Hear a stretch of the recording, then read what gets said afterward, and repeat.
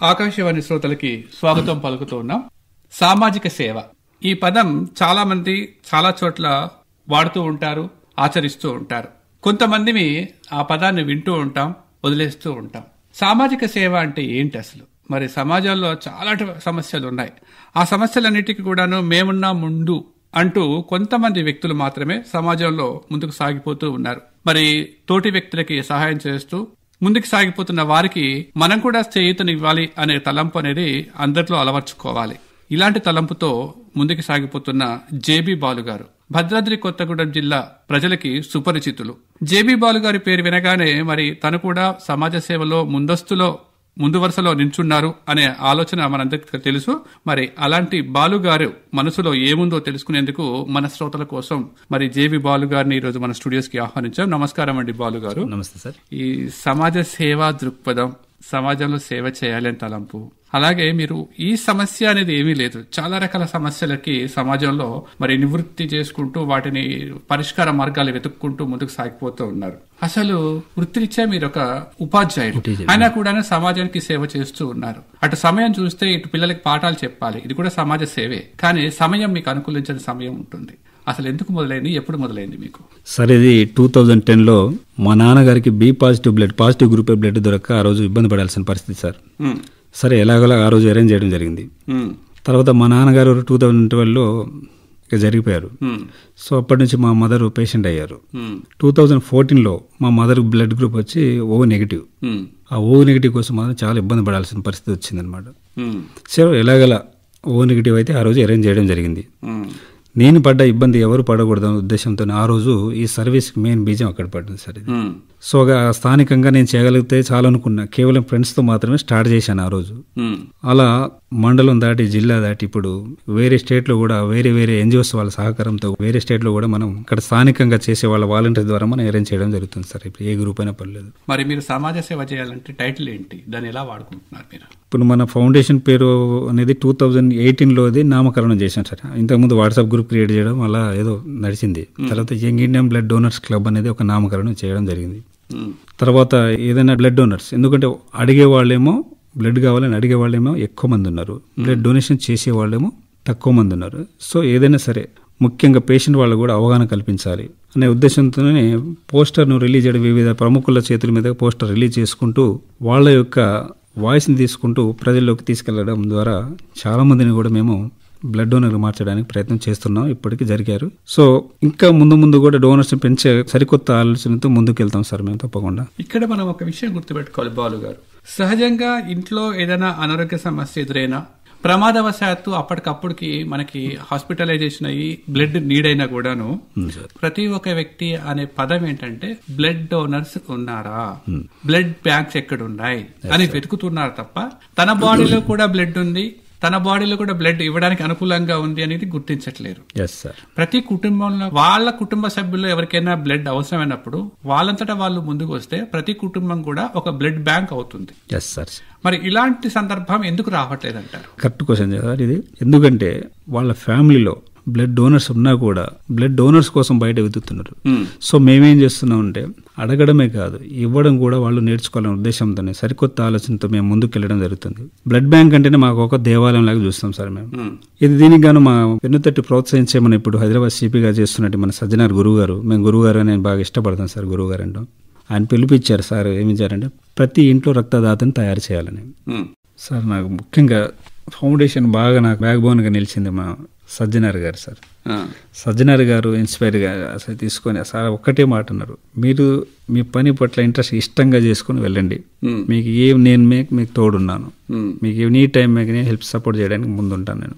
ఆ ధైర్యమే సార్ ముఖ్యంగా సజ్జనార్ గారు నాకు ధైర్యంతోనే చేసే పనిని ఇష్టంగా చేసుకుంటూ నేను ముందుకు వెళ్తున్నాను సార్. అంతే.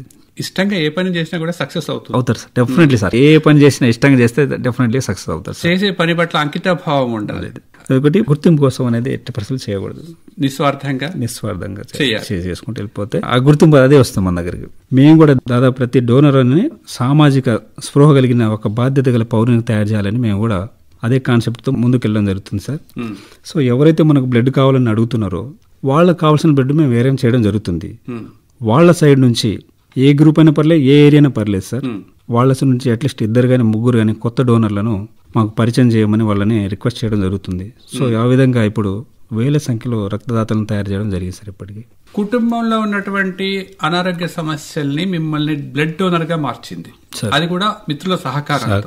కానీ ఆ సహకారం ఇంటింటై వటుడింటై అన్నట్టుగా అది మహావృక్షం అయిపోయింది. మరి దీని అంతటికి ఇన్ఫర్మేషన్ కానీ లేకపోతే సొసైటీకి మనం మెసేజ్ పాస్ చేయడం కానీ ఏ విధంగా చేస్తుంటారు? WhatsApp group main sir, social media తర్వాత రక్తదాతలను ఇంకా పెంచడానికి ఇంకో మార్గం కూడా మేము చేసాం సార్. ఏంటంటే ఎవరైతే బెస్ట్ సోషల్ సర్వీస్ చేస్తున్నారో వాళ్ళని మా ఫౌండేషన్ యానివర్సరీ సందర్భంగా ప్రతి సంవత్సరం చీఫ్ గెస్ట్లను పిలిచేసి వాళ్ళ చేతుల మీద సన్మానం చేయడం ద్వారా ఇంకా ఎక్కువ మంది పెరిగారు సార్. ఇది అంటే దీనికి నామ్స్ ఏంటి? కేవలం బ్లడ్ డోనరే కాదు సార్, ఇది ఏ రంగంలోనే పర్లేదు, ఉత్తమ సేవలు చేసే వారిని మాత్రమే దీన్ని మేము ప్రోత్సహించడానికి మాత్రమే. ఇది ఒక అవార్డు ఫంక్షన్ లాగా అనుకో, మేము ఇది సన్మాన ప్రోగ్రామ్ గానే మేము భావిస్తాము. ఇది ఒకటి సూపర్ సక్సెస్ అయింది సార్ ఈ విషయం. మాకు బ్లడ్ డోనర్ పెరగడానికి కూడా ఇది ఒక సూపర్, ఎందుకంటే మా ఎన్జిఓ కూడా బయటికి ఆ పేరు రావడానికి కూడా ఇది ఒకటి పనికొచ్చింది ఈ వేదిక.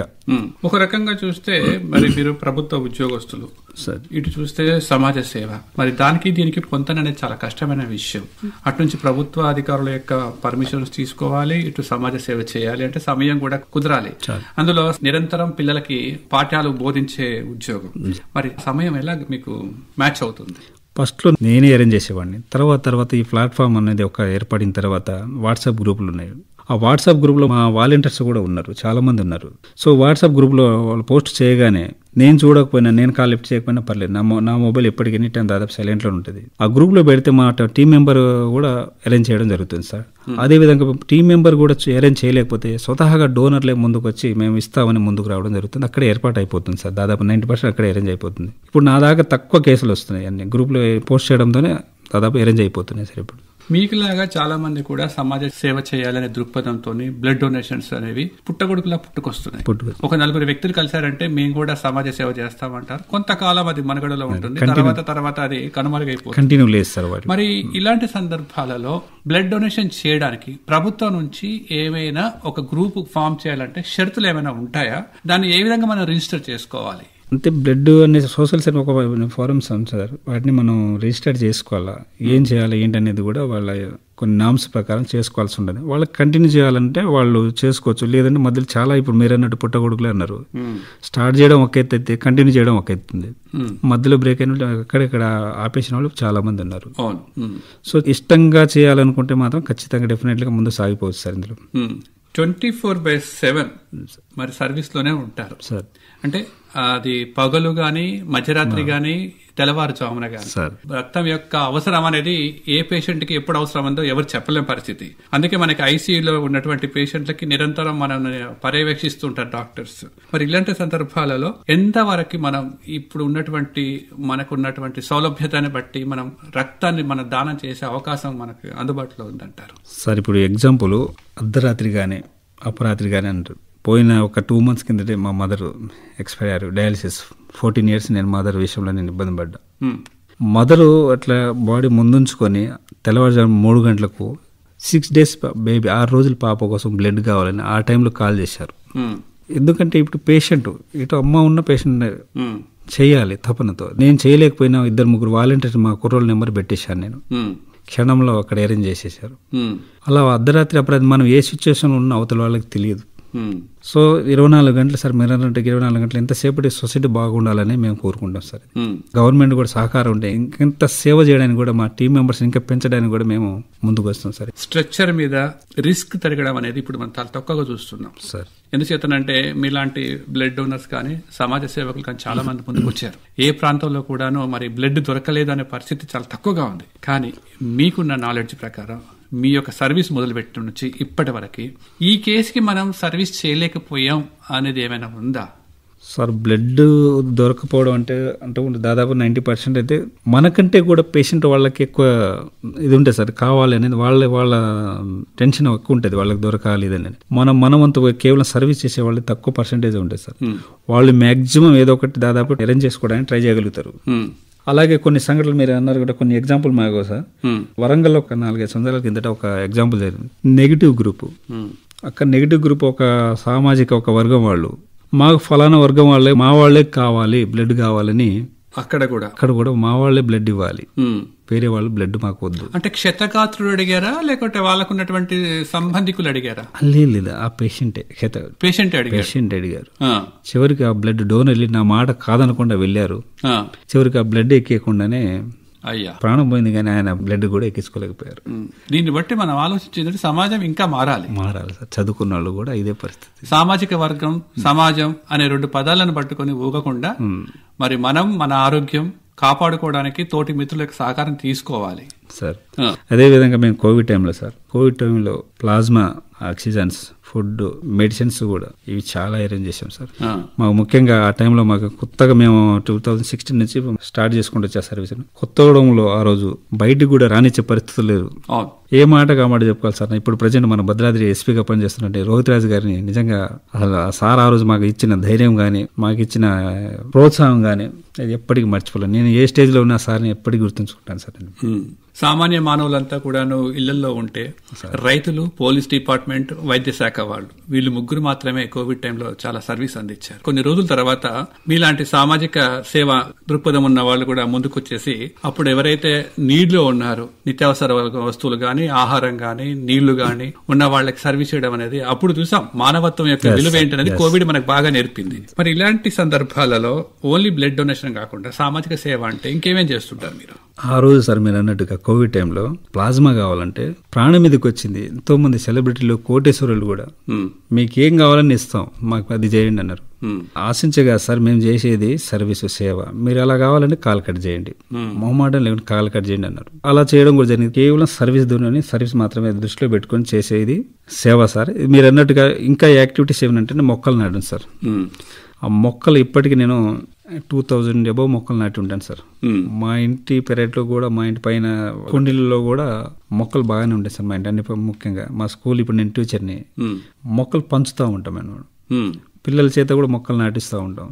సో ఈ విధంగా కూడా ప్రకృతి పరంగా కూడా మాకు ఇష్టం సార్. ప్రకృతి కూడా దగ్గరగా ఉంటాను. పిల్లలు కూడా వినాయక చవితి ఆ టైంలో కూడా మట్టితో గణిత ఎలా చేయాలి ఆ ప్రతిమలు అనేది కూడా పిల్లలకు నేర్పించడం, ప్లాస్టిక్ నిర్మూలన ముఖ్యంగా సార్. ఈ సొసైటీలో మన ఎందుకంటే పిల్లల స్థాయి నుంచి, స్కూల్ స్థాయి కదా, పిల్లల దగ్గర వీళ్ళకి నేర్పిస్తేనే వీళ్ళకి భవిష్యత్తు, వీళ్ళే పౌరులు కాబట్టి వీళ్ళని బాగు చేయాలనే సార్. ఎలాగో పెద్దవాళ్ళు వినట్లేదు, పోతే విన్నట్టుగా వెళ్ళిపోతున్నారు. సో పిల్లలని కాస్త మన గాడిలో పెట్టగలిగితే రాబోయే తరం కూడా బాగుంటుందని నా కాన్సెప్ట్ సార్. ఇది వాస్తవంగా చిన్ననాడు నేర్పిన పాఠాలే పెద్దగా మనకు ఉపయోగపడతాయి, సమాజాన్ని మనం నడిపించడానికి సహకరిస్తాయి. నేను డాక్టర్ అవ్వాలనుకుని అందుకనే ఇలా టీచర్ అయ్యాను.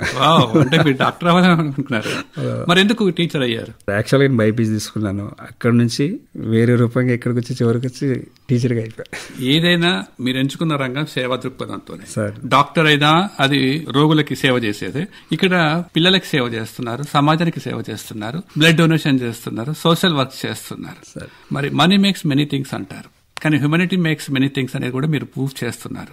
మీతో పాటు ఎంతమంది ఇప్పుడు ఈ యొక్క young India blood donation foundation లో ఉన్నారు సార్? ఇప్పుడు దాకా అయితే మేము డొనేషన్ చేయించింది మాత్రం 43,000 అబౌవ్ సార్ యూనిట్స్. సో నాకు ఫస్ట్ నుంచి మాకు సపోర్ట్ గా నిలిచింది Bhadrachalam motor vehicle inspector Venkata Pullaiah garu, తర్వాత దస్తగిరి గారు, టీచర్ గారు దస్తగిరి గారు, లగడపాటి రమేష్ గారు, తర్వాత సతీష్ గారు, లోకల్లో ఉన్న మన తమ్ముళ్ళు ఉన్నారు, రాజేష్, కమలాకరు, జుబ్బు, ఇంకా చాలా మంది తమ్ముళ్ళు, ఇంకా పేర్లు చాలా ఉన్నాయి, చాలా మంది ఉన్నారు. వీళ్ళ సహకారం కూడా ఎప్పటికీ మర్చిపోలేను సార్. వీళ్ళ సహకారం కూడా ఈ మధ్య కాలంలో మనం చూస్తున్నాం, మహిళలు కూడా మేము కూడా సర్వీస్ చేస్తాం, బ్లడ్ డొనేషన్ చేస్తాం, సోషల్ వర్క్ చేస్తాం అని ముందుకు వస్తున్నారు. మరి మీరు ఎంతవరకు వాళ్ళకి ఆహ్వానం పలుకుతున్నారు? ఇప్పుడు మనం ప్రతి క్యాంప్ పెట్టగానే అన్నయ్య నేను ఇస్తాను, ముందు వాళ్ళు మహిళలు కూడా ఈ మధ్య బాగా డోనర్స్ గా మారుతున్నారు, ముందుకు వస్తున్నారు. మనం అడిగే ఏదైనా సరే ఒక రిక్రూట్మెంట్ అడిగామనుకోండి, ఖచ్చితంగా 100% జెన్యూన్ అని వాళ్ళ నమ్మకం. సో ఏ కేసు వచ్చినా సరే ఆలోచించరు. మన గ్రూప్ లో ఒక వాట్సాప్ పెట్టగానే మేము ఇస్తామని పోటీ పడి ముందుకు డొనేషన్ చేయడానికి ముందుకు వస్తున్నారు. సో నిజంగా వాళ్ళని తయారు చేసినందుకు, ఆ మీద నమ్మకం ఉంచినందుకు నిజంగా సార్ ఎప్పుడు పుణ్యం చేసుకున్నాను తెలియదు, కానీ నిజంగా చాలా హ్యాపీగా ఉంది సార్. ఇది క్రిటికల్ సిచ్యువేషన్ లో అంటే ప్రాణాపాయం ఉంది, దగ్గర బార్డర్కి వెళ్ళిపోయారు అంటాం కదా. అవునవును. అలాంటి సందర్భాలలో మరి మీ యొక్క సర్వీస్ తీసుకొని బ్రతికి బట్ట కట్టిన వాళ్ళు తర్వాత మిమ్మల్ని కలిసిన సందర్భాలు ఏమైనా ఉన్నాయా? చాలా ఉన్నాయి సార్. నేను ఎక్కడికి వెళ్ళినా నన్ను వెతుక్కుండా అక్కడ వచ్చిన సందర్భం, నేను పలకరించిన సందర్భాలు ఉన్నాయి, కానీ వాళ్ళెవరు నేను గుర్తుపట్టలేను మళ్ళీ. అంతలేదు. ఇంకోటి బ్లడ్ బ్యాంక్ అంటేనే నాకు ఒక దేవాలయం. మెగాస్టార్ చిరంజీవి గారు నాకు ఒక దైవంతో సమానం. నేను ఎంత ఇష్టపడతాను. ఆ స్టాలిన్ మూవీలో ఒక మెసేజ్ చూసి ఇప్పుడు నేను ఇందులో కూడా బ్లడ్ డొనేషన్ లో కూడా ఆ మెసేజ్ నేను దీంట్లో కన్వర్ట్ చేస్తూ 1:3 ఎవరైతే బ్లడ్ అడుగుతారో వాళ్ళకి అరేంజ్ చేస్తాం. వాళ్ళ సైడ్ నుంచి వేరే ఏ గ్రూప్ అయినా పర్లేదు, 3 డోనర్స్ మాకు పరిచయం చేయమని. అది బాగా బాగా సక్సెస్ అయింది సార్ ఆ విషయంలో మాత్రం.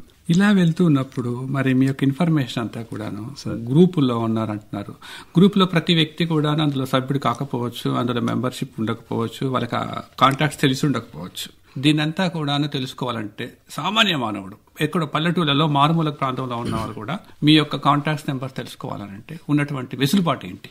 ఇది వరకు సార్ స్టార్టింగ్ లో నెంబర్ దాదాపు ఎవరి దగ్గర లేదు సార్. దాదాపుగా ప్రతి సర్వీస్ చేసే వాలంటీర్ దగ్గర నా నెంబర్ ఉంది సార్. ఎన్ఆర్ఐ ఉన్నారు కదా, వాళ్ళ దగ్గర అయితే నా నెంబర్ ఉంది. వాళ్ళకి వచ్చేస్తారు, మా నాన్నకు హార్ట్ సర్జరీ, మా వాళ్ళకి హార్ట్ సర్జరీ, వాళ్ళే కాల్ చేస్తారు.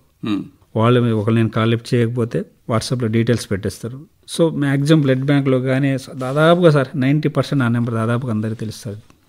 అవేర్నెస్ అనేది బ్లడ్ డొనేషన్ లో గానీ లేకపోతే బ్లడ్ తీసుకోవడంలో గానీ ప్రజల్లో ఒక అవగాహన బ్లడ్ పట్ల కల్పించడానికి ఎలాంటి మీరు చర్యలు తీసుకుంటారు? పోస్టర్ సార్ ముఖ్యంగా సక్సెస్ అవ్వడంలో ఇది కూడా ఒక వన్ ఆఫ్ ది రీజన్. ఇది బ్లడ్ డొనేషన్ పోస్టర్ ప్రముఖ డాక్టర్లు కానీ ప్రముఖ పెద్ద వాళ్ళ దగ్గర నుంచి వెళ్ళి రిలీజ్ చేయించడం.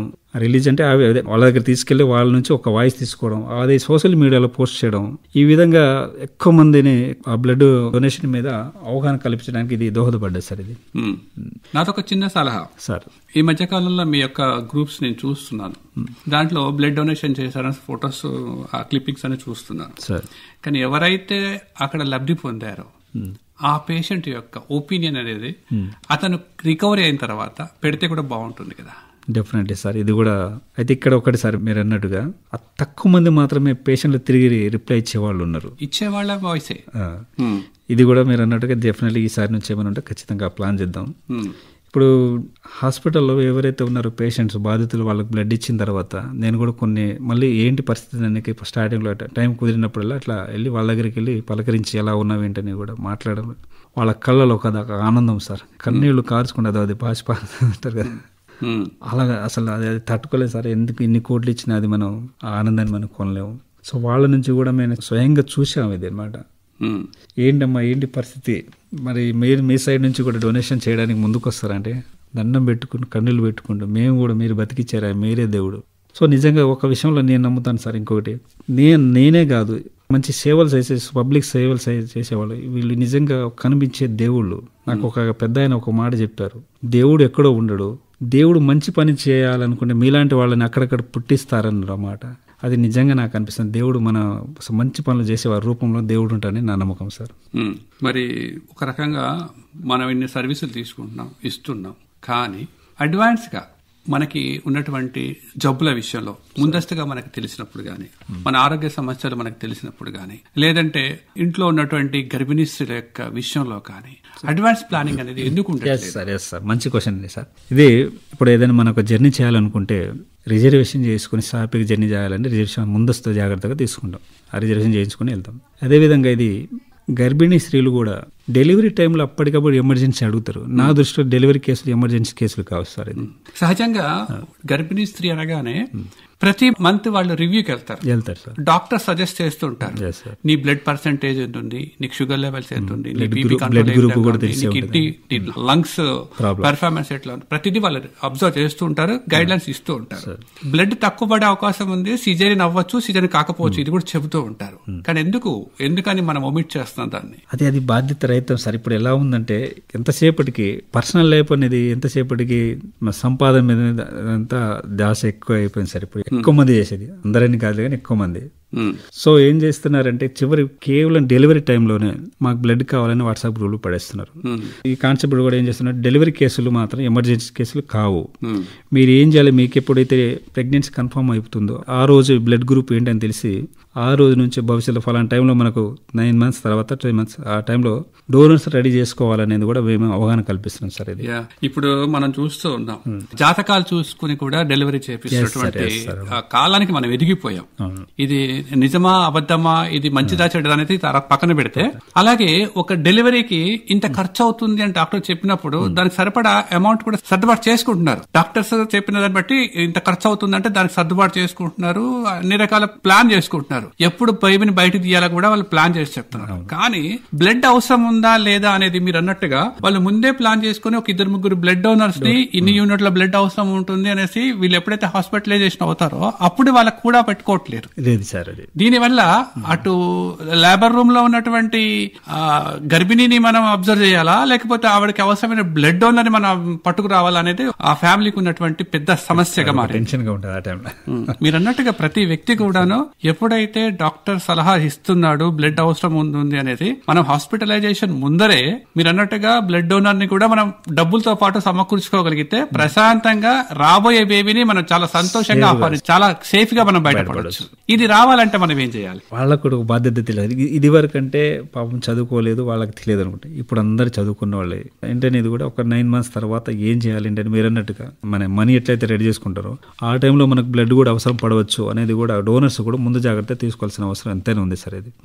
ఇది మేము చేస్తూనే ఉన్నాం. ఏ కేసు వచ్చినా కూడా ఫస్ట్ వాళ్ళ సైడ్ ఉన్నారా బ్లడ్ ఉన్న వెంటనే డోనర్ పంపించాం. మేము వాళ్ళ సైడ్ ఉన్నారా ఉంటే మ్యాక్సిమం, లేదంటే బ్లడ్ బ్యాంక్లో అరేంజ్ చేస్తాం.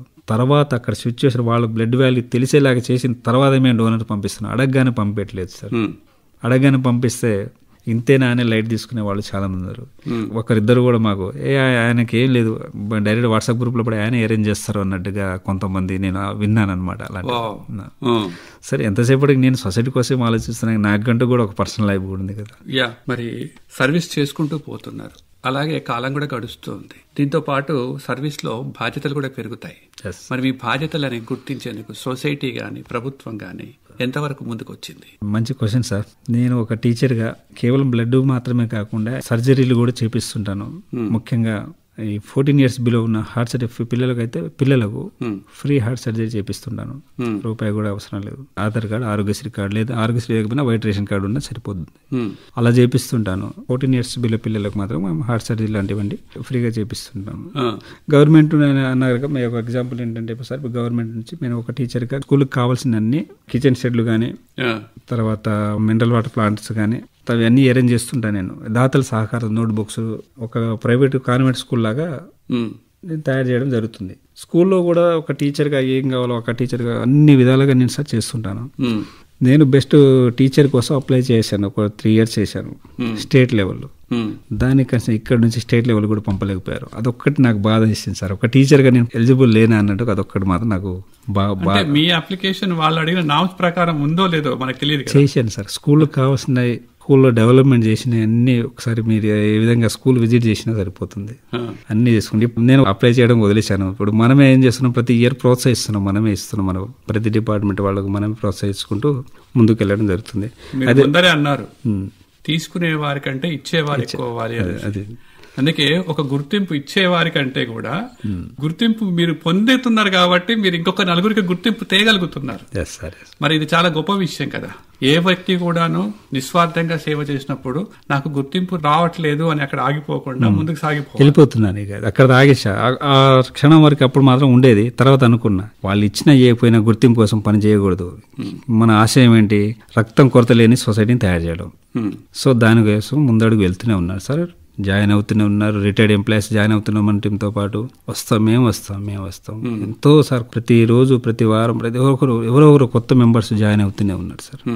మేము వస్తాం పోటీగానే ఉన్నాం. ఈ డేటా అంతా మీరు కలెక్ట్ చేసి ప్రిజర్వ్ చేసి పెడుతున్నారా? అంటే ఎన్ని యూనిట్లు ఇచ్చాము, ఎంత మందికి ఇచ్చాము, ఎక్కడెక్కడ ఇచ్చాము అనేది ఏమన్నా దానికి ఒక రికార్డ్ అనేది మెయింటైన్ చేస్తున్నారా?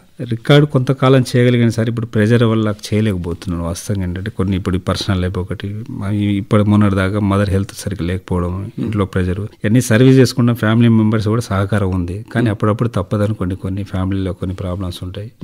అయినా సరే ఏనాడు కూడా వెనకడుగు వేయలేదు. చేసుకుంటే అందరి సపోర్ట్ ఉంది, ఫ్యామిలీ సపోర్ట్ ఉంది, మన కుర్రోళ్ళు అందరి సపోర్ట్ ఉంది సార్. ఇక్కడ సపోర్ట్. నేను ఫస్ట్ లో స్టార్టింగ్ లో కొంత ఇబ్బంది పడాల్సి వచ్చింది. కానీ స్టార్టింగ్ ఎలా ఇబ్బంది పడాల్సి వచ్చిందంటే, నువ్వు జాబ్ చేసుకుంటూ ఏమీ లేకుండా ఎలా చేస్తున్నావని చాలా. తర్వాత వాళ్ళకంటూ సరైన ఆధారం, ప్రూఫ్స్ ఏం దొరకపోవడం వల్ల వాళ్ళు ఎవరైతే నేను క్వశ్చన్ చేశారో వాళ్ళు కూడా జాయిన్ అయ్యారు నా టైంలో.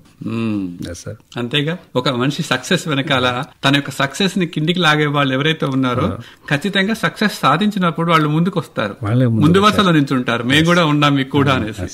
ఇది ప్రతి డిపార్ట్మెంట్ ఇంట్లో, ప్రతి సంస్థలో, ప్రతి సొసైటీలో, ప్రతి చోట జరుగుతున్నటువంటి విషయమే. ఎక్కడైనా సరే మనల్ని నెగటివ్ చేసే వాళ్ళు ఉంటారు, పాజిటివ్ చేసే వాళ్ళు ఉంటారు. కాకపోతే ఈ రోజు సమాజంలో మనం చూస్తున్నాం నెగటివ్ థింకింగ్ అంటే పాజిటివ్ థింకింగ్ ఎక్కువగా ఉంది. ప్రతి మనిషి యొక్క ఆలోచన విధానం మారింది సార్. నెగటివ్ ని తొందర నమ్మేస్తున్నారు జనాలు. నమ్మినా కొంతకాలానికి నిజమైనది బయట వస్తుంది. నిజమైనది బయట వస్తుంది. మరి దట్ ఈస్ బాలు సార్ అనేది నిరూపించుకోవడానికి అందులోనే ఉంది సార్. నా పేరులోనే నా బ్లడ్ గ్రూప్ ఉంది, ఫస్ట్ లెటర్ బ్లడ్ గ్రూప్ ఉందంట. బ్లడ్ గ్రూప్ బాలు, బి అక్షరమే నా B letter. That is Balu అని నిరూపించుకోవడానికి మీ మనసులో ఇప్పటికీ ఎవరికి చెప్పని ఆలోచన విధానం ఏంటి? ఒకటే సార్, ఇక చెప్పని ఏం లేదు. సొసైటీలో ఎవ్వరు కూడా బ్లడ్ దొరక్క అనేది ఎవరికి నష్టం జరగకూడదు అనేది మెయిన్ కాన్సెప్ట్ సార్. ఇది ఒకటి. మొక్కల మీద కూడా ఈ మధ్య నేను కాన్సెప్ట్ ఇంట్రెస్ట్ పెట్టాను. ఇది మొక్కలు కూడా ప్రతి ఏరియాలో, ప్రతి ఊళ్ళో కానీ ప్రతి మొక్కలు బాగా నేను పంచుతున్నాను సార్. ఫారెస్ట్ వాళ్ళ సహకారం కూడా ఉంది ఈ విషయంలో. తర్వాత ఈ మొక్కల విషయంలో మాత్రం నాకు ఇక్కడ మన మొక్కలు రాజశేఖర్ గారని మేము ఒకతున్నా. మొక్కలు రాజశేఖర్ గారే నేను ఈ మొక్కల్లోనే కొద్దిగా కాస్త ముందుకు తీసుకెళ్ళడం జరిగింది. నిజంగా వారిని కూడా తలుచుకున్నాను సార్. ఇప్పుడు మర్చిపోకూడదు. మీరు ఒక కోణంలో సర్వీస్ చేస్తుంటే వాళ్ళొక కోణంలో సర్వీస్ చేస్తున్నారు. సో నేను కూడా ఆ రకంలో కూడా నేను ఆ వంతు కొంత ప్రయత్నం చేస్తున్నాను. ఏది ఏమైనా మరి సమాజానికి సేవ చేయాలనే దృక్పథం మీ కుటుంబంలో ఏర్పడ్డటువంటి అనారోగ్య సమస్యల కారణంగా మీ మనసులో రావడం, అది ఆచరణలో పెట్టడం అనేది గొప్ప విషయం. సహజంగా ఆ క్షణం ఆలోచించి వదిలేసేటువంటి మనస్తత్వం ఉన్న వ్యక్తులు ఎక్కువగా ఇప్పుడు మన సొసైటీలో చూస్తున్నాం. అలా కాకుండా మీరు ఇలా నిరంతరం కొనసాగుతూ ముందుకు సాగిపోతూ ఇప్పుడు మీతో పాటు కొన్ని వేల మందిని ఈ బ్లడ్ డొనేషన్ కి గానీ, సొసైటీ సర్వీసెస్ కి గానీ మోటివేట్ చేస్తూ ముందుకు తీసుకువెళ్తున్నారు. దాంట్లో ముఖ్యంగా మహిళలు కూడా భాగస్వాములైనందుకు చాలా గర్వించదగ్గ విషయం. బాగుందండి. మరి చక్కగా ఈ రోజు ఆకాశానికి విచ్చేసి మీ మనసులో ఈ సమాజ సేవ పట్ల ముఖ్యంగా ఎంతమంది క్షతగాతులకి మీరు ప్రాణదానం చేశారు అనేది చాలా చక్కగా వివరించినందుకు ధన్యవాదాలు. నమస్కారం అండి. Thank you sir. Thank you so much. మీరింతవరకు సామాజిక సేవే నా ప్రాణం బ్లడ్ డోనర్ శ్రీ జె బిక్కులాలి గారితో పరిచయం విన్నారు. పరిచయకర్త శ్రీ కొలిపాక శంకరరావు.